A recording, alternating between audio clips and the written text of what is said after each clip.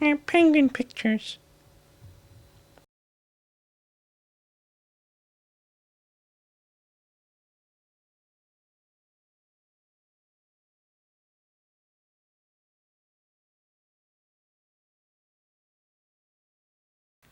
Hi, Michelle.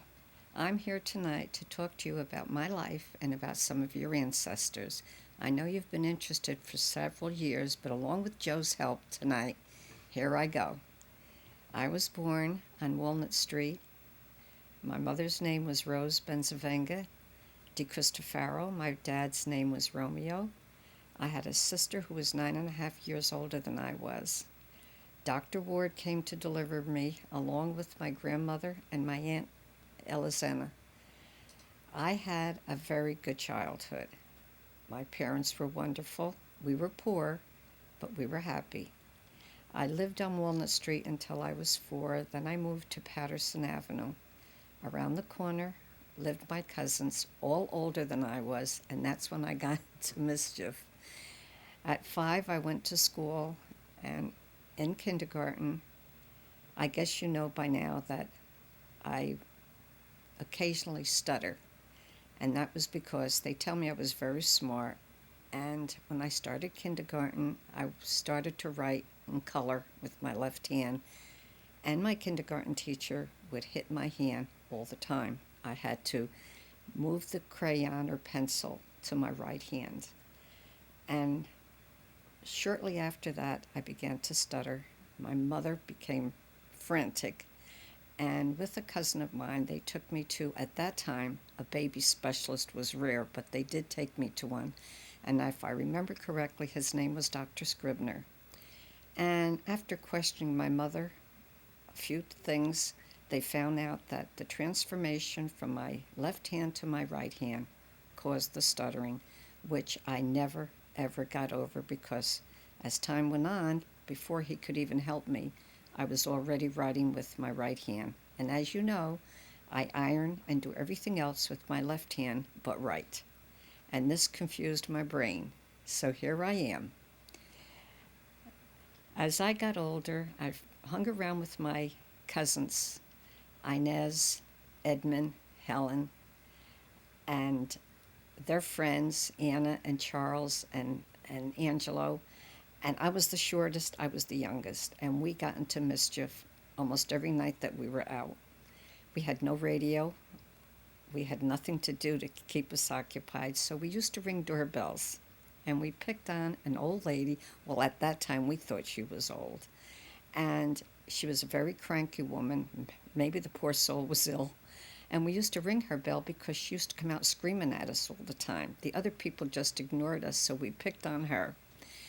And I was the shortest, and I couldn't run as fast as they could. And one night, my cousin dragged me by the hand, and this woman came chasing after us. And we stopped in front of a furniture store and pretended we were looking. And she asked us if we saw kids running by, and we said no. And she said, I know who it is. And she came to school the following day, but she blamed poor Laura. She said it was Laura Marinara, and she knew it, and she was going to get her into trouble. That poor girl was probably home doing homework, and I was the one who was in trouble, but she never caught us. Then, when I was about 7, we moved to Totowa.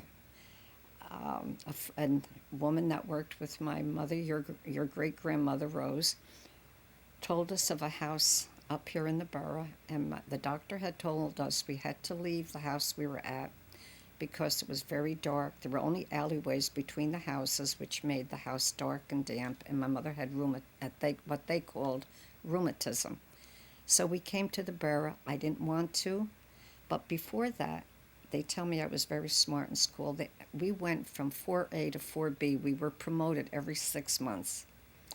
And they wanted me to skip 4B to 5A, but I found out that my teacher was going to teach 5B, so I cried and I wouldn't allow them to skip me.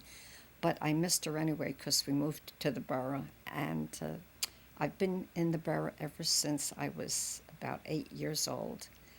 At first, we didn't like it. It was real country. We had no sidewalks. We had no street. We had to go down to the corner to the hardware store to get our mail. And eventually it built up, and I have never ever wanted to move the borough from the borough since then. Um, I'm trying to think of everything that happened in between. I didn't like school when I came to the borough because I missed school 5. I missed the teachers there and the kids.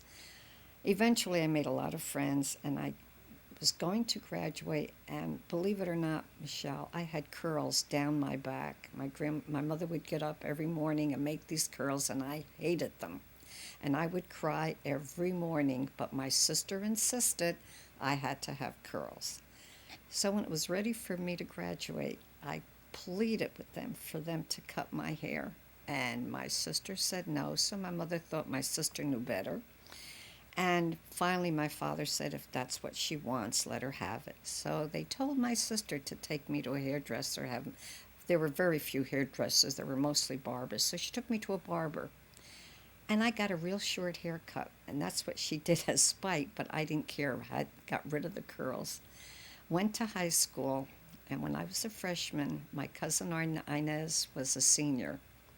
She hated school, and she had money, and we didn't. We were always poor because my father lost his eyesight when I was about 5. They had been saving money to buy a monument company where my father worked, and the owner, who wanted to retire, was hoping that my father would be able to buy it. But as he began to lose his eyesight, he ended up in New York hospitals and specialists out there, and the money dwindled, and finally there was no more. My mother had to go to work because he lost his sight.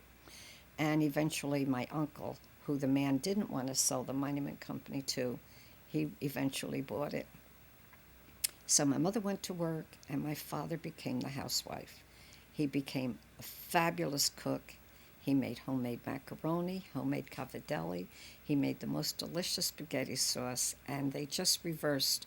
But yet, when my mother came home, she still had the dusting and the cleaning and the washing and the ironing. Then, when I was about 9, my chore was to iron all the hankies, my father's boxer shorts, um, aprons, all the plain things I had to iron while my mother and my sister went to work. But in spite of all that, we were happy. We were poor. We had no money. We were poor. When my father was declared legally blind, the blind pension took over, and they divided all the expenses and paid half.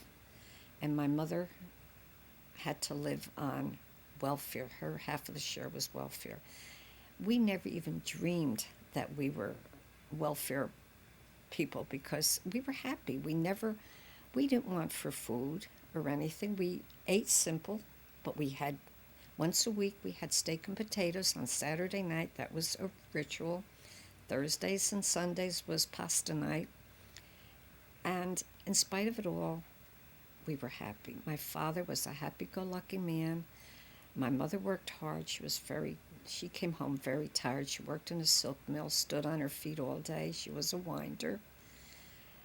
But like I said before, I think we had more fun than the young people today. Our neighbors downstairs had friends who would come in with guitar and mandolin, and out would come the cheese and the wine and the Italian bread, and they would sing songs, and we had such good times. I don't think the kids today who sit in front of computers and TVs have the fun that we had. Being poor, but we were happy. You would have loved your great-grandparents. My grandmother on my mother's side was Rachel Benzavenga. My grandfather was Angelo. My father's mother and father I never knew. They were in Italy. My grandmother over there, her name was, I can't remember it. My grandfather was Nicholas. My father had 3 brothers. Louis, who bought the monument company, Frank, who lived in Detroit, and Orest lived in Wisconsin. He had a sister in Italy. Her name was Mary. I didn't know any of them in Italy. My mother had 2 sisters. Teresa, and that lived in Passaic, Elizana, that was married to my Uncle Louis, who was my father's brother, two sisters married, two brothers. My Uncle John and my Uncle Harry both lived in Patterson. We always got together on Sunday. Sunday was like family reunion day. All the adults in the kitchen around the kitchen table and all the kids in the living room sitting in a circle telling stories or playing games. And we loved it. We loved it. Very seldom did we take a bus. We walked wherever we had to go. Then I grew up, and as I started to say, I was a freshman. My cousin Ines was a senior. She didn't like school, so she didn't want to go anymore. I had to take lunch every day because I couldn't afford to buy it. So she would entice me to cut class, and we used to go into Meyer Brothers upstairs to the ladies' room.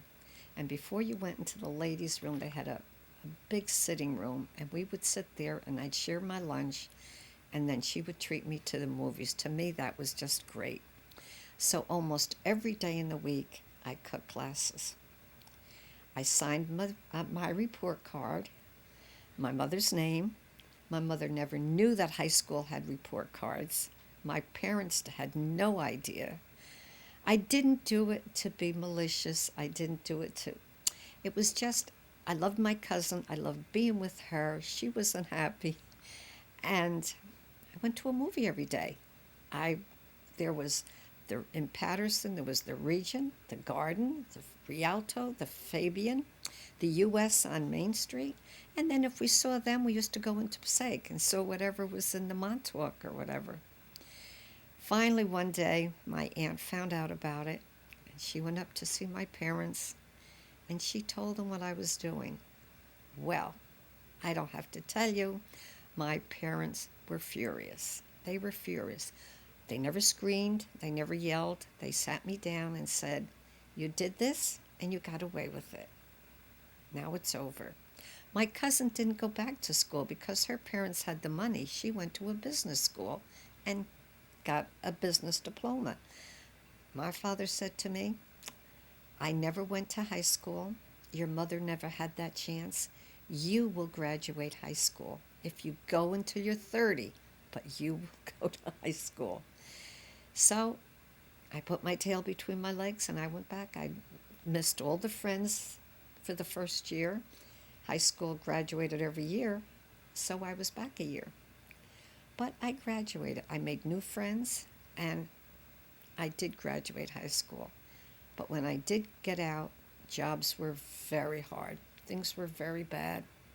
But I got a job working for a Dr. Anthony Pernetti. He was an optometrist. I was everything to him. I was his receptionist. I was his secretary. I cleaned the lens after he got through examining patients. After he got through shaving before he went out, I had to clean the sink. I had to, we didn't have vacuum at the time. It was a carpet sweeper. I had to do that in the waiting room. I had to clean the rug. And I had to dust. I had to keep the furniture clean. $10 a week. That's what I made. And that's what I supported my parents on. I turned the $10 a week to my parents. And I got 50 cents a week spending money. And believe it or not, out of that 50 cents, I was able to buy my mother, my father, my sister, my brother-in-law, and my niece at the time Christmas gifts. I was able to do that. No, that was before my niece, my sister, and my brother-in-law. Then the war broke out, and things were starting to go crazy, and people were starting to make money in the defense plans. So I asked the doctor for a raise, and he said he couldn't afford it. And I think he didn't like me to leave because I knew about his love life on the side. And whenever the call came in and he wanted to talk to her on the phone, he'd give me a quarter, and downstairs was Rita's ice cream shop. I'd go downstairs, I'd have an ice cream soda or an ice cream sundae. I'd give them enough time, then I'd go back up. By that time, he'd be off the phone. He had a wonderful wife and a lovely little daughter. So then I said to him, "Look, my parents, I need to support my parents. People are making money. I've got to get out. So he gave me a day off with pay, and I went to Western Electric, and I couldn't get a job in the office. There were no jobs available. So I said, well, can I take a job on the line? I'll work on the line if you will promise me that whenever there's an opening in the office, I can be put there. So they said, okay. So I worked on the assembly line. I screwed lids together on airplane radios. And we were on the assembly, and we had to keep them moving. There was no taking your time. You just had to keep working at it. But I enjoyed it. The girls and the guys on the line there were all friendly. We got along great. And then one day I got the call that I could go into the office. And from this one office, I worked there about maybe 6 months, and I went into they called it tracing. I was a tracer. We had to trace parts that didn't come in quick enough from the Kearney plant into Clifton. And I made a lot of overtime. I used to work until 9:30. So my father said to me, look, you're working too many hours. You're working hard. All your overtime is yours. And what do you think I did? You know the skunk coat that I've got hanging downstairs in the metal cabinet? I put $1 deposit on it and paid it off until it was paid, and then it was mine. And I worked for that fur coat. There was a lot going on during the war. I went out with a fellow that was second shift supervisor, and I worked in the office there at the time. And we started to date, and he was very nice.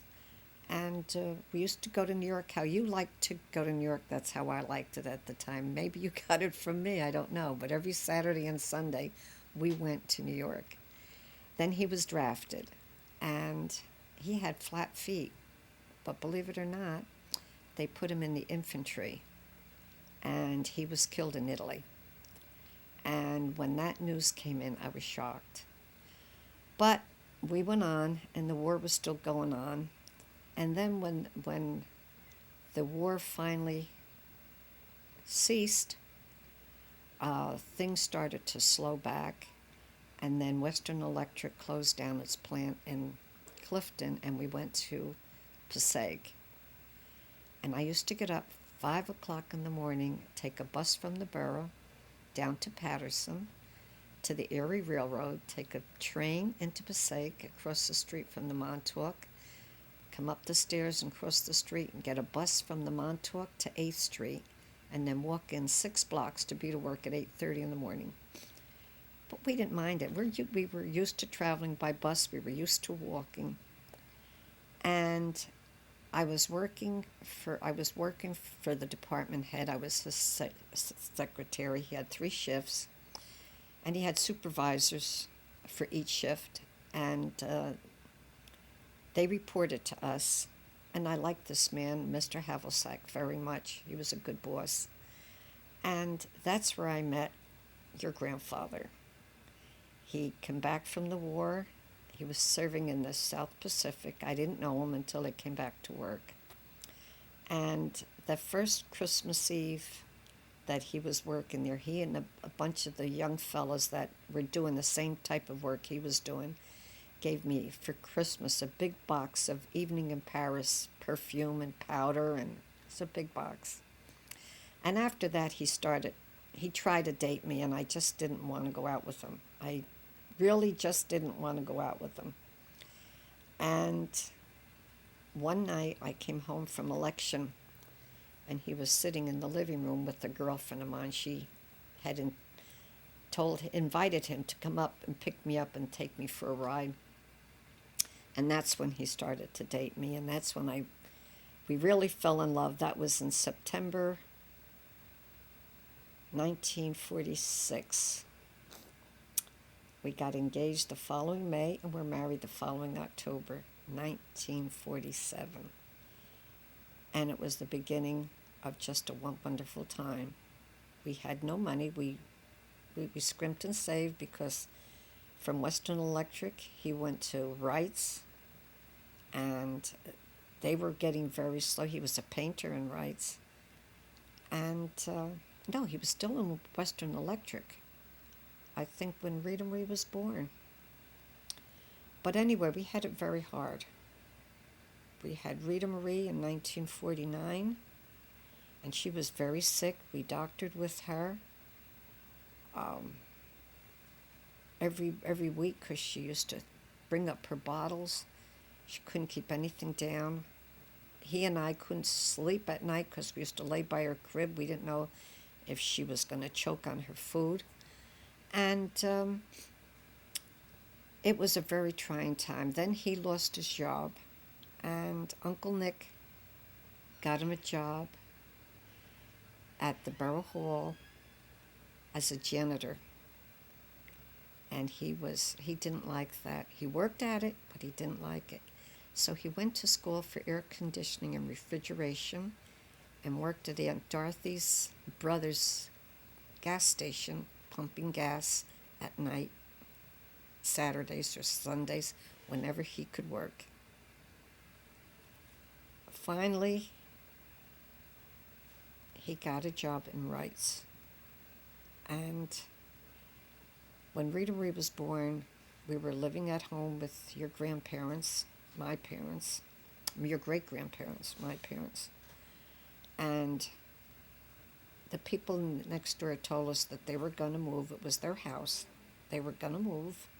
And would we please take their rooms because they knew that we would take good care of it. And we did. We painted, we varnished, we did everything. And when Rita Marie was about a year old, they wanted the rooms back. They moved downstairs. They moved back downstairs on the first floor, but they wanted upstairs where we were living. And she and her mother would yell terrible, terrible words upstairs, both in Italian and English. And Michelle, your mother was picking up the words. And she was only a year and a half old, and she was picking up the words that she shouldn't be picking up. So they raised my rent $100 a month. So at that time we had rent control. So I knew Mr. Santorf, who was a well-known lawyer here in Patterson, and he told me how to handle myself out in Newark at rent control. And we did. We went. These people came. They made fools of themselves, but I knew how to handle it because Mr. Santorf had told us what to do. And he motioned for us to stay behind, and he said to us, I will send out my decision within a few days. So when they left, he said to Pop, he said, I wouldn't leave my wife and child there for all the money. He said, you win. The case is yours. You've won. But why would you want to stay there? These people aren't sane. So, to make a long story short, we moved back with Nana, with my parents, and we were there, I guess, a year, until I found the house that I'm living in, which was just a little 4-room place. And when Pop came home that night, I said, I took the baby for a walk, and I found a house I want to buy. He said, where? I said, have your dinner, and we'll go up and look at it. So when we came up, the house was not built. It was only on a plan. It was only the model home around the corner. And he said to me, you call them chicken coops. I said, but you know what? It'll be our chicken coop. We can't stay with my mother and father any longer. We wanted another child. So this is where we came to live, and this is how we came to live here. And you know what? We struggled all our life, but we were very, very happy. I'm not saying it was paradise. I'm not saying we didn't fight. I'd be lying. Anybody who tells you that they go through married life without fighting isn't telling the truth, or they're not in love. We had our arguments, we had our disagreements, but we never, ever went to bed angry at each other. Whoever went to bed first came to the other one, kissed them goodnight, said, good night, hon, I love you. and we never went to bed angry, which was taught to me by an old boss in Western Electric. He had said to me, don't ever, ever go to bed angry. And I told him about it before we were married, and that's what we did. But you know what, Michelle? I'm getting ahead of myself. I didn't have an easy life. I had a mother-in-law that didn't, I don't think she would like anybody that married your grandfather. She did not like me, and she made my life a living hell. Only when he wasn't around. When he was around, she was lovely. She made me cry, and along with Aunt Liz, they made me cry the night I got engaged. I cried the night of my shower, and Aunt Liz and Uncle Lou, who were our maid of honor and best man, didn't talk to Pop and I the day we got married. And they were our maid of honor and best man. So my life wasn't a bed of roses, but we had each other, and as long as I knew that Pop loved me and I came first, that was all that mattered. And I took a lot, but I never answered back. I never answered my mother-in-law. I never fought with her because, like my parents told me, you're not married to them, you're married to him, and he's a good fellow. And so you know yourself from Aunt Liz a little bit of what I've gone through. But his other two sisters, Anna and Fanny, were wonderful to me. His brother and his sister-in-law were wonderful to me. So it was just, my father-in-law said after my mother-in-law passed away that I had to forgive her because she was sick. But that was no excuse. I mean, it's just that she just had to make me a little miserable every chance she possibly could. But I think what even upset her more was that I didn't answer her, and I didn't fight with her, and I was always respectful. I never disrespected her. Then came your mother, and she was a problem with us for the first 6-8 months. She couldn't hold a bottle down, and I was worried sick that she was going to have to be operated on. But fortunately, with the pablum in her bottle, it opened the muscle in her stomach, and then she was okay. And then after we moved in here the following year, we had Unky. He was born July the 3rd, 1953. And we lived here in the 4 rooms. We were happy. Pop loved them. He was a good father. He would never, never put a hand to them. And I did most of the scolding and telling them what to do. But I think they didn't mind it. They had a good life. We struggled. We struggled all our married life. But we were happy. Then we decided we're going to add on upstairs for the kids to go up, and they were thrilled. They had their own room, their own bathroom. And then, Michelle, when Mom got married, we were so happy to hear that she was expecting you. What you've grown into now is unbelievable. You're bright. You're in college. I can't believe that. And you're doing great. And you have turned into a lovely, beautiful woman. And you know I've told you time and again, I enjoy being with you. I enjoy your company. You're good to talk to. And you have to know that I really and truly love you. If there's anything else I'm forgetting, I really, really can't think of it. You know that Mom is doing good. Imagine my daughter being in college, getting A's, A minuses, B pluses. My son is doing good. He's head of his department now. Christopher just graduated college. Scott is going into Homeland Security. Lauren's a high school teacher. I mean, everybody is just, I'm just so proud of all of you. I'm just so proud of all of you. Cheryl has her own business, and she's doing fabulous. I can't believe how she handles the children. It's all of you. Jonathan now is in high school, and before you know it, he'll be out. And I'm sure that he, along with all the rest of you, is just going to be doing great. My relationship with my sister, who is 9.5 years older than I am, in the beginning when I was little, they tell me that I never called her by her name. Her name is Flora. I always called her Honey. And I guess when I was little, well, when I was 10, she was 19, so she was a young woman. And bossy. I had to do everything that she said. Like I said, she wanted me to have curls when I graduated, and I cried. But finally, I went out. But she always had something to say with what my mother bought me, a coat or a hat. It had to be to her liking, too. And then things, as I got older, I think when I met Larry and she saw the relationship that I had with him, I think she was a little envious because she didn't have that kind of a relationship with her husband. Um, I always loved my sister, and as a matter of fact, I still do. I loved her two children, and in fact, my mother and I practically raised them. And I think as we got older, and like I said, after I was married, um, she sort of started to find fault with things I said or did. And she always made comments that she was the prettiest one of the two of us, and she was a better cook than I was.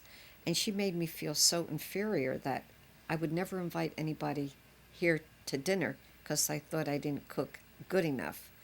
Until I realized that I could make pizza better than she could, and I could make sauce better than she could. But for a long time, she had me believing that I couldn't do anything as good as she could do. She was a very pretty woman. I don't know, I haven't seen her for a few years. She, she started to turn, like I said, shortly after I was married to Larry. And it got progressively worse. And then when my mother passed away, for some reason or other, no, when my dad passed away, um, I took care of my mother. She was always too busy. She wasn't going to give up weekends. And I said to her, well, Mom can't do the laundry. She had a wash machine, but it didn't have a spin dry. You had to put it through the wringer. And that wasn't bad enough after my father died. And we bought it during the war, and it didn't have a motor on it that pumped the water out. So my father always had to put the hose into a pail to empty the water into the sink. Well, my mother couldn't do that. And at the age, my mother was like, I think 65 when my father died. And the things I do today, I can't picture of me allowing my mother to do at the age of 65. I always thought she was not delicate, because she was really a strong woman. She wasn't a big built woman, but I thought she was strong. But I just couldn't see her doing the things I do. And so I said to her, why don't we take turns weekends? One weekend you do her laundry, and one week I'll do it. Well, she wasn't happy about it, but she did it for a little while. But she would wash them and send them to my mother wet, winter or summer. My mother didn't have a dryer, and she would have to hang them on the lawn, on the line herself. Where when I did it, I washed them, I dried them, I ironed them, and I would send them back with Larry, all done. Well, then she called me up one day. She said, I can't do Mom's wash anymore. My wash machine broke. I have to go to the laundromat. I said, well, why don't you take Mom's along with you? Oh, no, I can't do that. So that was her way of getting out of doing it. And then when my mother was getting older and she was kind of starting to fail, the doctor told me that if I didn't slow down, because I was always worried about it, I'd have a breakdown. He said to me, you got to get away for a few days. Well, it took everything I had in me to beg my sister to take my mother for a few days, because my mother was living with me. She had eye surgery, and the doctor said she shouldn't be alone. So I had her come here, and gradually I had to talk her into giving up her house and coming to live with me. And I found out that my sister used to lock her upstairs in her bedroom. She only had her 4 days, and it was too much for her to handle. She couldn't do it. So when my mother passed away, my cousin was the funeral director. She called him up and she wanted to know what the bill was, because she said I was stealing my mother's money. My mother didn't have money. They lived on my father's blind pension, and my mother was on welfare with a little check from Social Security. When my father died, my mother just lived on welfare and Social Security. So she sent her daughter down here after the funeral. Italian people have a book that people give money, gift money, to help fray the cost. And she sent her daughter down here to make a copy of the people's names. Not that she wanted to send them a thank you card. She wanted to know the money that was collected. But she didn't know that while my mother was here before she went to the hospital, that she wasn't well enough to go to the doctor, and the doctor would send the technicians here to draw blood or whatever was necessary, and I paid them out of my checkbook. I never asked my mother for the money. And after my mother died, that was the end of my sister and my friendship. She thought I stole from my mother, that I stole money that rightfully belonged to her, which wasn't so. I had my cousin who was the funeral director, when he sent me the bill, he said, your sister requested a copy. That was fine. I didn't care, because her daughter had the copy of everybody's money. She knew that I had to pay the balance, but she wanted money that my mother was supposed to have. There wasn't any. There wasn't any. So she stopped talking to me.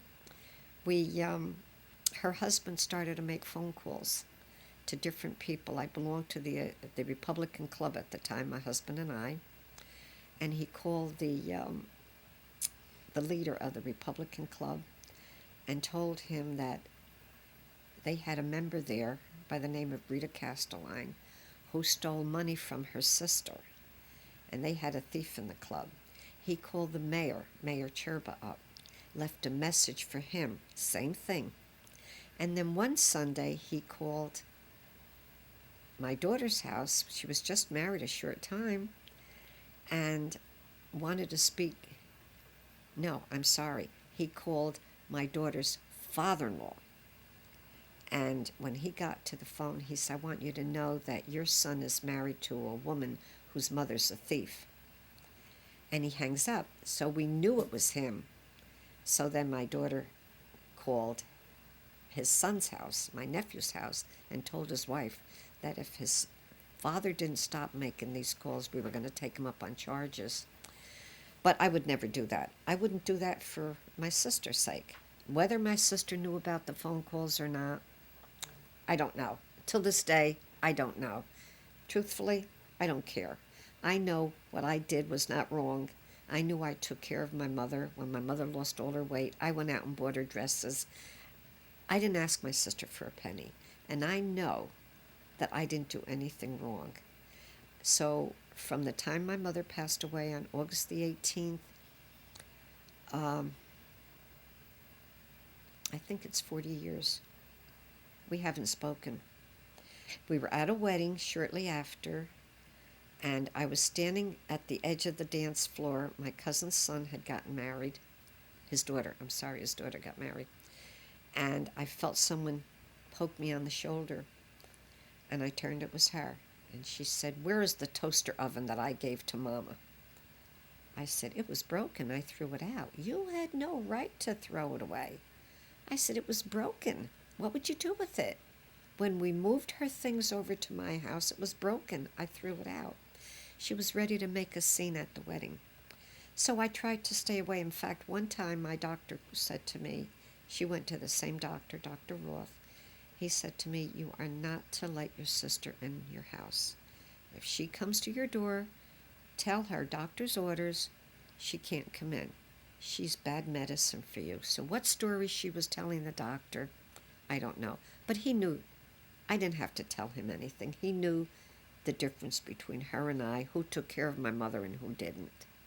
So we really, until today, she forbid her children to talk to me. Her daughter hasn't talked to me since after the day she was here to copy the money down, who gave and how much. She hasn't talked to me. She lives in Florida. I still love her. It doesn't matter. I loved her from the time she was born, and I'll still love her. My nephew talks to me, but his wife told me that my sister told him that if he bothered with me, she would write him out of the will. So he talks to me at least twice a year. He tells me he loves me. He says to me, you know the conditions that I'm in. You know what I'm in. And I can understand it. I don't hold it against him. I really don't. I love him, and I tell him that. I love him. But that's what happened 40 years ago. 2 sisters. We live only about 2 blocks away from each other. We don't see each other. We don't talk to each other. It's sad. It's very sad that a family of maybe 5 can get along so beautifully, and we're just 2. And I've made attempts. When my daughter was going to get married.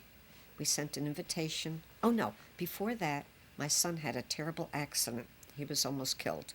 He was working in Star Stainless Steel, and 1,000 pounds of steel fell on him, cut his ear almost off.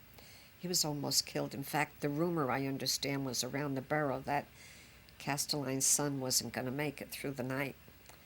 And she called him up. He was in the hospital. She called him up, and she said to him, "Oh, I'm sorry to hear about it. I hope you feel better. When you feel good, you come to see me." Now, if she really cared about him, she would have went to the hospital to see him. Regardless if I was there or not, I would have walked out of the room so she would have had time with him. But she told him, when you feel better, you come to see me. But in the meantime, we had her shower the day he came home from the hospital.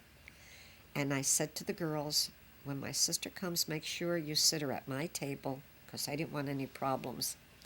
And she came. She gave her a lovely gift, I think. I don't even remember. And then when it came time for the wedding invitations went out, everybody's came back but hers. So Lawrence had gotten hurt at school. He broke a collarbone. And he was home, but he was helping me move winter clothes downstairs, and I was redecorating the house, getting ready for the wedding. And a friend of mine was at the house, and she is a very close friend to my nephew and his wife. So I said, "Marge, I'm happy you're here because I want you to stay while I call my sister so you can hear the conversation so she can't go back and tell her son anything different."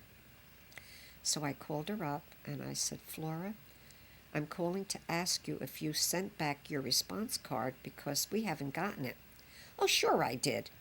I said, "Well, everybody else's came back but yours." She said, "Well, I have to talk to you. I want you to come up here and talk." I said, "I can't. Let's talk on the phone." "I can't. I'm very busy. I'm getting my house ready." It was September. The wedding was in October. So she said, "No, we have to talk." And I said, "I'm sorry. You want to talk now? We can talk now." And I said, "Are you sure you mailed it?" And she said, "Yes, I did." I said, "Well, just tell me, are you coming?" She said, "No, I'm not." So I said, "Well, I'm very sorry to hear." I said, "I'm very sorry to hear that." I said, "I wish you would think it over."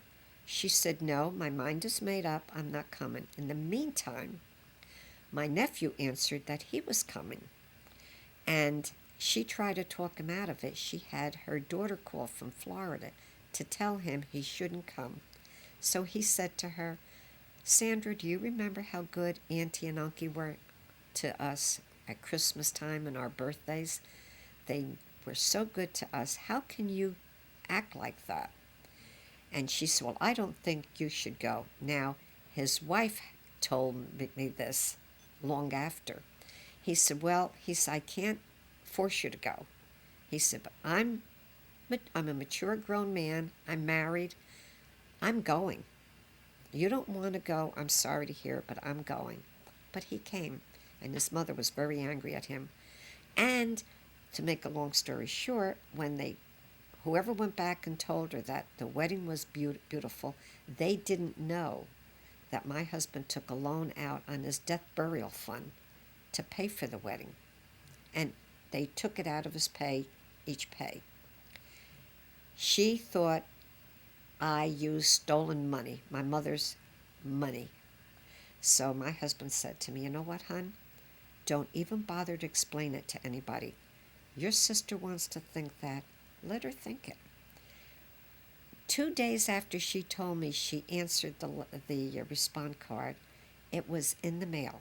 Now, my daughter had a love stamp on every return envelope. The stamp was taken off. It was a free stamp. The stamp was taken off, and a cancel stamp was pasted on. And attached to the no was a little note that he typed that they weren't going to come to the wedding because her mother, my daughter's mother, stole money from her sister, and they weren't going to come. I still have it. I still have it. So they didn't come, but I said to my sister, you know what? We'll have a good time anyway. I'm sure you will, she said. I said, yes, we will. If you think about it and you want to change your mind. She said, no, we're not coming. So that was it. I went one Christmas before my daughter got married. We come out of church, and I said to them, let's go see my sister and wish her a Merry Christmas. None of them wanted to go. So I said, look, I'm younger than she is. Let's go. So we went. She was a little happy to see us. She wasn't thrilled. He wasn't thrilled at all. He never sat at the table with us. He sat in the background. And once in a while, he'd give out with a nasty ha-ha, you know.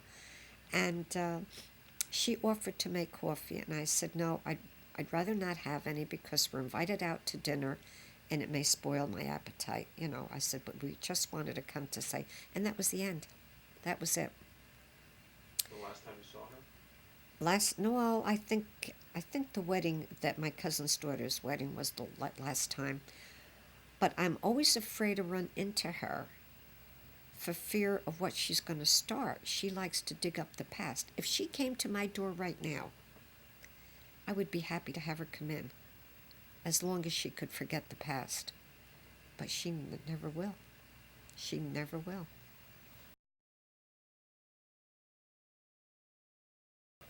Michelle, my relationship with Pop was, when I met him, Larry Castelline, we worked in Western Electric together, and he really tried hard to date me. He really did. And then he finally wore me down. But he was a great person, and you know that. He loved you dearly. He loved all his grandchildren. When you, Michelle, were a little girl, your father came over one day, and he said to us, listen to this. And he would ask you, what does Pop call you? And you would answer, sweetie girl. And what does Nana call you?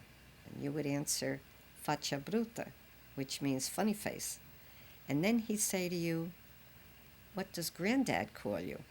His father, what did Granddad call you? And you would say, so long. So we looked at your father and we thought, what was that about? And he said, well, my father never talks to her when we go there. And the only thing he says to her when we're leaving is, so long. So she thought that was what he was saying. But anyway, he was a kind man. He was a hardworking man. And when he went on the police force and he came home 8 o'clock in the morning, he would change clothes. In the beginning, he went out and he worked with a builder building houses. And he would work until 3 o'clock. Come home, shower, have a bite to eat, and go to bed by 5 o'clock, and he'd be up again by 11 o'clock at night, go off to work all night, and do the same thing all over again. And when he was on second shift, he would work from 8 o'clock in the morning until 2 o'clock, come home, shower, and go right off to work. And that's how we built our house that we're living in. That's how we expanded everything, was his side job. He was a good man. He never asked me what I spent or what I did. As long as the bills were paid, I handled the money only because he was too busy to do it. He was crazy about his kids. He really, really loved his kids. He really did. And then when his grandchildren started to come along, he was just so thrilled with them. All six of them. Poor Jonathan never got to really know him. He was only, I think, a year and a half when he passed away. But he was a kind man, and he was, I can't really not say anything more, but a good man. His relaxation, well, he joined the Knights of Columbus and Holy Angels. His family was a big poker family. They played poker. I never knew anything about cards until I became a Castellan. And then I learned poker, and I think today I'm a good poker player. And when it was only 3 of them playing, they would play pinochle. He loved cards. And then when we started to go to Atlantic City, he loved it. He loved it, and so do I. And he'd say to me, you know, hon, I forget all my troubles when I'm down here. He loved it. He was a strong man. He was really a healthy man. And he didn't have too many faults. Well, he did smoke. He used to smoke, and the doctor would say to him, Larry, I suggest that you stop smoking. And he never did. And then in January, his birthday was January 22nd, his brother gave him a carton of cigarettes. Rita Marie happened to have to go to the doctor, and I'm in the office with her, and he said to me, how's Larry doing? And I said, doctor, in the morning he's got a terrible cough. He said to me, oh, really? He clicked up the intercom, and he said to the nurse up front, get me Larry Castellan's records. So I said to him, what are you doing? You're crucifying me. He said, oh, no. So while Rita Marie was in getting dressed again, I heard him in the examining room with Larry, and I heard him say, take off your shirt, I want to x-ray your chest. So he did, and he said, Larry, I've always been asking you to stop. Now I'm telling you to stop. I don't want you smoking any longer. He had just opened a pack going down to the doctor. He came home, and he put it on the end table in the living room.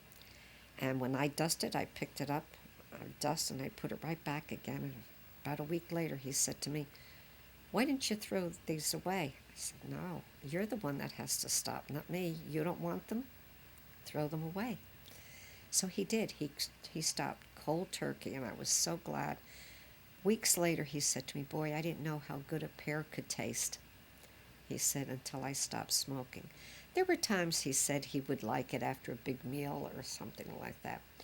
But whenever we went out, it was wherever I wanted to go, whatever I wanted to do. Even if it was just to go visit somebody, if I wanted to do it, it was okay with him. Or if we wanted to stay home, that was fine too. And we would play cards together, play 500 rummy, watch TV, and play 500 rummy. We never had a lot of money to spend because all our money went into the house. First, we built the 2 rooms and bathroom upstairs. And when all expenses were paid, then we expanded to the dining room and 2-car garage. But that's where all his extra money went. Where people were putting it in the bank, we were putting it in the house. But he never complained. He never complained about being tired. And then finally I said to him, why don't you retire from I didn't want him to, that's something. I didn't want him to go on the police force. I said, what do you want to go on the police force for? They pay nothing, And he said, well, I just want to take the test and see how I do. Well, he went for an application, and he heard a rumor that they said, oh, we're going to have another Guinea on the force. There was an Italian on the force already, Carmen Gaeta. When he heard that remark, he said, now I want to get on the force. I want to show him that a Guinea can do it. He took the exam, and another fellow that took there was 5 of them that took the exam. And it was a Democrat mayor at the time. And he went in to wish them luck. And he said, I want you to know that the first 2 highest are going to get the job. Because, he said, it's got to be by marks only. So my husband studied the encyclopedia. He went through that book. That's what he read, the encyclopedia. And he and this other fellow came in. This fellow came in a quarter of a point higher than him. Only because his father was a sergeant on the force. And he had the answers. And we have proof of that. And he only made a quarter of a point higher than my husband. Now there was problems. Another man wanted it, and his uncle, who was a staunch Republican, was fighting for it. And the Democrat held his ground. And we were Republicans at the time. We belonged to the Republican Club. And he stood his grounds. He said, I said, and they fought. It made the papers and everything. And they gave it to Larry. Larry got the job. And he was so happy. He was so proud to be another Italian on the force. But the money was nothing. His first year, he made $3,000 for the year. For the year. That's why he had to have a second job. He painted and he hung paper, and he was that by trade, really, because his father was an excellent paper hanger and painter. And he was a cabinet maker. And he learned a lot from his father. Then he and his brother were going to go into business, but his brother wasn't. He was a great guy, but he wasn't as energetic as Larry was. And then we went out and we paid for the truck. He wouldn't ask his brother for any money, and then his brother pulled out, and we were stuck with the truck payments. And that's when he went out on his own. No, that's when he worked for the builder first. Then when the builder went union, he said he was sorry. My husband couldn't be in the union, being a policeman. So that's when he went to hang paper and paint it. And that's how we got all the work done upstairs, was his extra jobs. And that's what he did right up until he got sick. He'd come home on Saturday. He said, I don't feel good. He hung his jacket up in the hall. It's still hanging there. And he said, I don't feel good. It was the Saturday after Thanksgiving. And, no, wait a minute. That Saturday, we went back to Lawrence and Amy's house for leftovers from Thanksgiving. And he didn't feel good then. And that's when we come home that night, and he hung it up. And Sunday, he didn't feel good. And Monday, Amy came down and took him up to a doctor up there, I forget his name. And I had Jonathan here. He was only a baby. And she came down and she said, Dad's going to be admitted to the hospital. He had prostate problems. But the surgery was supposed to have gone fine. And there's an old saying, the surgery was a success, but the patient died. And he was in Wayne General for 2 weeks. And when he came home on Wednesday, Lawrence took off and took him to the doctor. He had each prostate patient they found now came home with a bag on the side because they felt they healed inwardly much quicker. So he went up to the doctor's office to have the bag removed and the stitches removed and whatever. And the doctor found his eyes were yellow, so he sent him back to the hospital for a blood test. And Amy called our doctor, and he got in touch with the liver man and said, would he please come down to the Barnard for the weekend just for some tests? So he was very unhappy about it. So we went down, Amy, he and I, and he was admitted. And the liver man came to see him, and right from the start, he started talking about a liver transplant, and Larry was just so unhappy. He wasn't worried about the operation. He was worried about how were we going to pay for it. So I said to him, don't worry about it. We have a house if we have to sell it. we'll sell it. So he said he was just worried.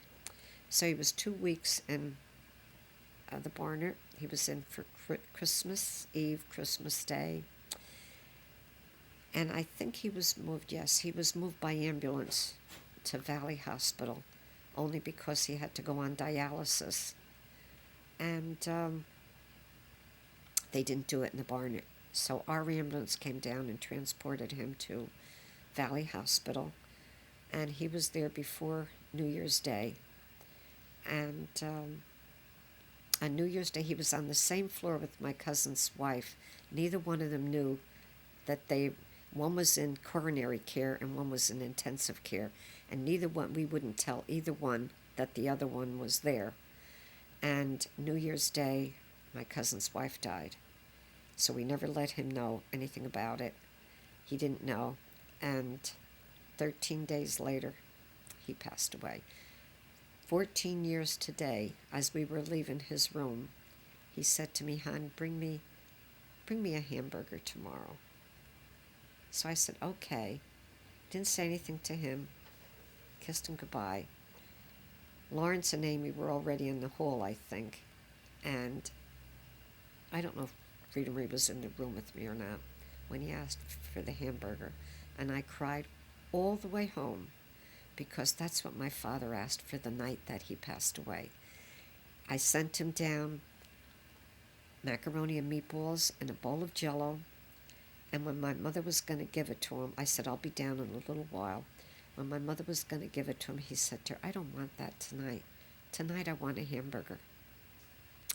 So we called my sister. She was out with her girlfriend to go get chopped meat. My mother was going to make him a hamburger. And he ate part of it. And my husband and I went down, and my husband was going to help him to his chair in the living room, and he said, "No, I want to go to bed tonight." So Larry got him into the bed, and I was out in the kitchen. I was so unhappy for what he was, the way he was acting. He wanted to go to bed. And the woman downstairs came up, and she said, "Where is he tonight?" And my mother said, "Oh, he's in bed." So she went in to see him, and she said, "There's something wrong. He's cold, and he's sweated." So Larry ran into the room, and he said to me, "Better get the doctor." At that time, the doctors came to the house, and he wanted to send him to the hospital. And I said to him, "Does he have a chance there?" He said, "No." I said, "Then leave him here. Leave him home where he wants to be." And he gave my mother a tranquilizer, and we got her to bed. And then he passed away. My father passed away. My husband sat with him 5 hours holding his hand, holding his father-in-law's hand. My father and my mother adored him. They adored him. And while he was sick at home, my father blessed him constantly. He used to say to him, "God bless you, you're such a good boy." And Larry was good too. He was blessed because he had 2 good kids that loved him, and he had, well, I can't count Jonathan. He had 5 grandchildren that loved him, and they really missed him when he went. They really did. He was a wonderful grandfather. He was, and it'll be 14 years tomorrow, Michelle. 14 years, January the 14th, that he's gone. And it was 13 years tonight he asked me for a hamburger. And I remembered my father, and I cried all the way home. And 7 o'clock Monday morning, the following morning on the 14th, my daughter-in-law Amy called me and said, "We're going to come down and pick you up." Larry didn't feel like going to work today, so we're going to go down to the hospital. We'll pick you up. And I was ready by the time they got here, and I knew when they came in the house that there was something wrong. And she said to me, "Dr. Berkowitz called. He wants us there." And Lawrence called my daughter at work, and she said, "I'll drive right home." He said, "You want me to come for you?" She said, "No, I'll drive home." And we all went down together. And he was all ready in a coma. He didn't know that we were there. And my son sat with him all day. I couldn't bear to watch him go. I couldn't. I sat outside the door by the nurse's desk. My daughter couldn't stand it. She was in the waiting room, and God bless my nephew, Allie. He came down with us, stayed with us all day, ran between Rita Marie and me. Constantly, he stayed with us all day. And I think it was 9:45, and it was all over. He was gone. I miss him terribly. 14 years. But anyway, Michelle, you were still his sweetie girl. He was crazy about you, as he was his other grandchildren. You were the first. You got more attention because you were older than the rest of them. But he loved them all, each one. He loved them all. Poor Jonathan, he was just 1.5 years when he died. But he loved him. I have pictures holding him. Jonathan learned to walk in his room at the hospital, at the Barnett Hospital. He learned to walk. And he was a hard worker. And he was great with my mother and father. He was great. He was a great son-in-law. He was wonderful, just wonderful. He took care of them as though they belonged to him. He really did. So I think Michelle, for as long as you knew, I think Michelle was 14 when he passed away. And so she has a good memory of him. And I think she knew that he loved her. I really do. He was just a good grandfather. He was a good husband. He was a good father. He cared about all of us.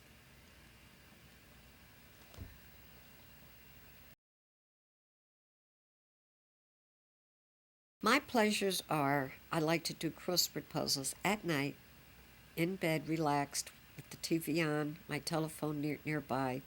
I love reading. I love to read.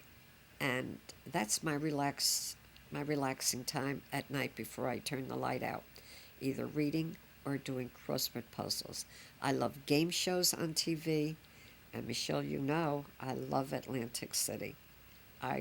That's what I like. That's my pastime. And of course, I like shopping. But more than anything else, I love it when my grandchildren call me, when my children call me. That makes my day. It really does. It makes my day when I hear from them, if they would call me. They don't do it all the time.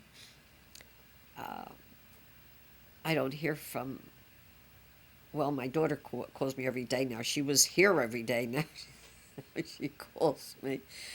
But most of all, the important thing is when my grandchildren call me. I just love it. I just love it. Once a week on Mondays, I go to my senior club. I love that too. I made a lot of new friends. We sit, we talk, we complain of our aches and pains. We have coffee and together at the club. And now we're starting again in February, bus rides to Atlantic City, so I'm already signed up. When I look back, there's 2 things I would have done differently. I would have learned to swim because I'm deathly afraid of the water. I don't like anybody near me, even in a pool, because I'm so afraid. Because one time when I was, I think 12 or 13, I guess I was 13, we went down a Long Branch, and they used to have ropes in the water to hang on to so that when the big waves came, you could hold on to them, wouldn't get thrown over. My brother-in-law threw me into a wave, and I didn't know how to swim, and I was gasping for breath. I was gasping to get on my feet, and he was laughing until finally he picked me up. So if I could do it over, I would learn to swim. And that's one thing I try to make sure that my children did. I had Lawrence join the Y in Passaic with his cousin Louie. just so that he could learn to swim. And I would learn to drive. I would want to know how to drive. He taught me, Larry taught me. He said I was doing good. I just didn't like it. But if I had my life to do over, I would marry the same man. I would have the same parents. Maybe if I could change my sister's ways, maybe that would be good, you know. But other than that, swimming and driving would be my things to do.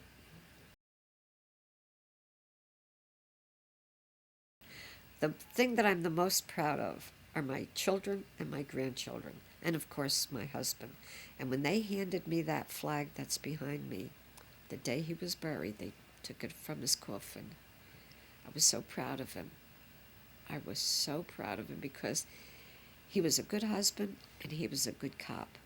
You could ask anybody today if they knew Larry what kind of a guy he was, and you'll only hear good things. You'll only hear good things.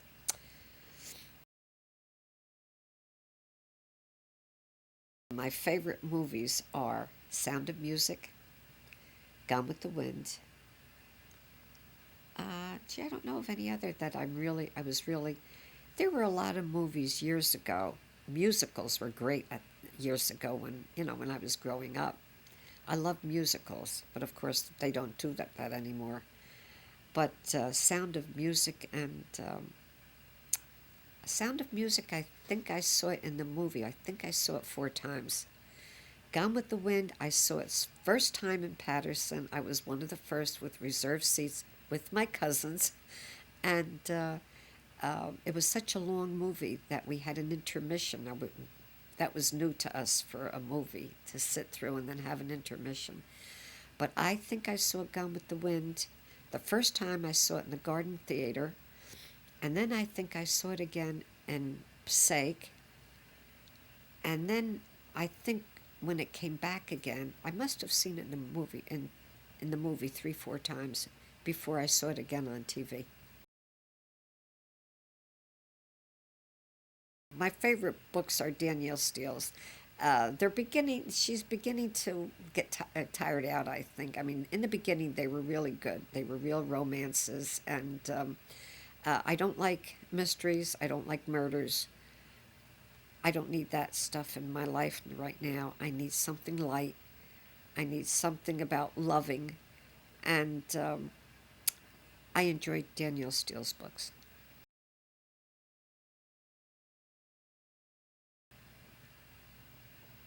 My favorite foods: pasta, shrimp cocktail, lobster tails, pizza. Need I go on?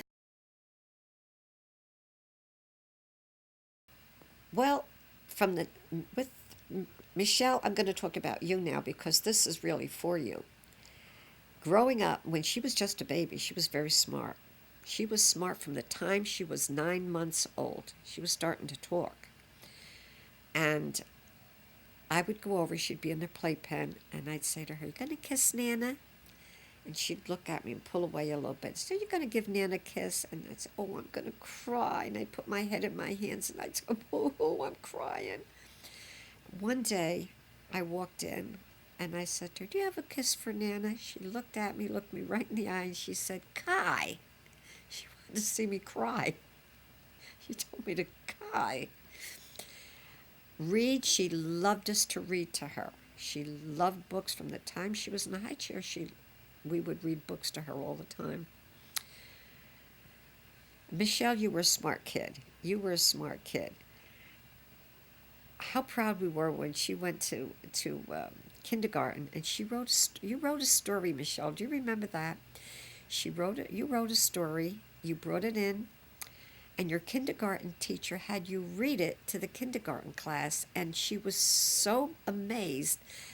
Michelle, do you remember she sent you to the principal, and you had to read it to the principal, and he was so proud of you, he sent you to the other grades to read your story. I wish you had kept it. I don't know whether you did or not, but I wish you had kept it. Today, you are a grown woman, and I am so proud of you. You have changed, you've matured. And when you're with me, I've told you several times when we've gone out together shopping that I enjoy your company, I enjoy talking to you. And to think that you have turned around and you're in college, you're in NYU. I am so proud of you. I haven't heard of your grades yet. I'm waiting to hear about them. All A's. God bless you. God bless you. All A's. You are just a remarkable person, and you've got to know that Pop's proud of you too. I am, and so is he, and we love you.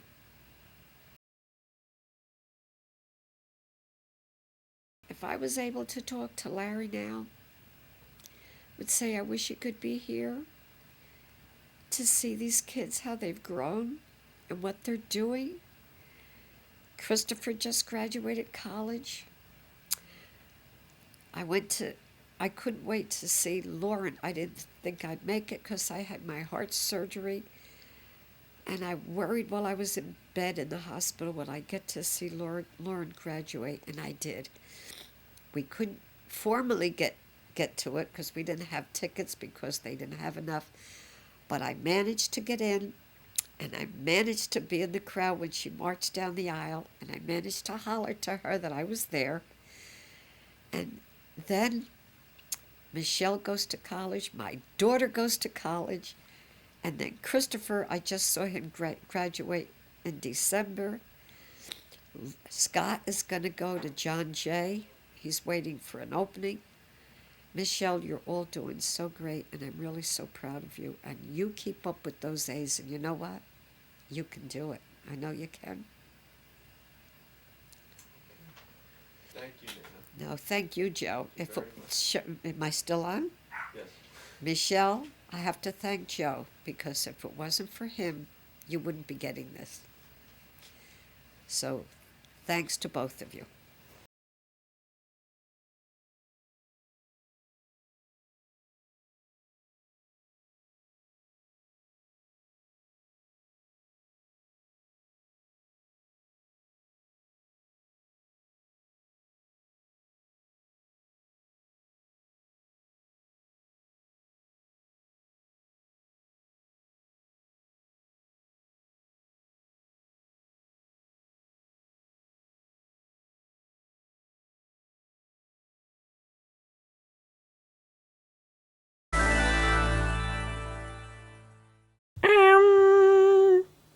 Yeah. Penguin pictures.